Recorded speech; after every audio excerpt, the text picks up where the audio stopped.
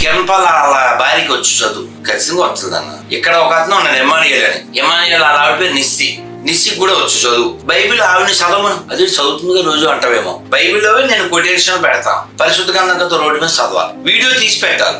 Kiran Paul గారి భార్యకు చదవచ్చేస్తుంది, Paul Immanuel గారి భార్యకు కూడా చదవస్తుంది. మేము బైబిల్లోంచి కొన్ని ప్యాసేజెస్ ఇస్తాం, వాటిని చదవమనండి, డైరెక్ట్ గా పంపించండి. మీరు ఇచ్చే ప్యాసేజెస్ లో నుండి చదవడమే కాదు, స్పెషల్ గా మెసేజెస్ కూడా టాపిక్ వైజ్ గా దాంట్లోని ఆంతర్యాన్ని కూడా బోధింపజేస్తాం, వాళ్ళతోనే బోధిస్తాం. పంపండి. మీరు ఏ ప్యాసేజెస్ చదివించమంటారు ఆ ప్యాసేజెస్ చదివించండి. మేము కూడా మీకు పంపిస్తాం, పురాణాల్లో నుంచి మేము కూడా పంపిస్తాం, వేదాల్లోంచి కూడా పంపిస్తాం. ఓకే, వాటన్నిటిని మీరు చదివించండి, మీ స్త్రీలతో సందేశాలు చేయించండి, చూద్దాం అవుతుందా. ఎందుకంటే అవసరం లేని వివాదాలన్నీ కూడా బైబిల్లో లోతు పిల్లల విషయంలో అది ఇదని పట్టుకుని మాట్లాడు. దాని ప్రతి వెనకాల చరిత్ర ఉంది, దాని వెనకాల మనుషుల మూర్ఖత్వం ఉంది, దాని గురించి వివరణ ఉంది. కానీ నేను చూపించే వాటి కోసం మీరు వివరణ ఇవ్వగలరా? ఏ స్వామీజీ అయినా ఇంతవరకు దాని గురించి మాట్లాడారా? ఎక్కడైనా చెప్పారా? ఇదిగోండమ్మా ఇలాంటి సంభోగాలు జరిగాయి, దీని వెనకాల కారణం ఇదని ఎక్కడైనా మాట్లాడుతుంటే విన్నారా మీరు? మరలా మీరు వింతగా మాట్లాడతారు.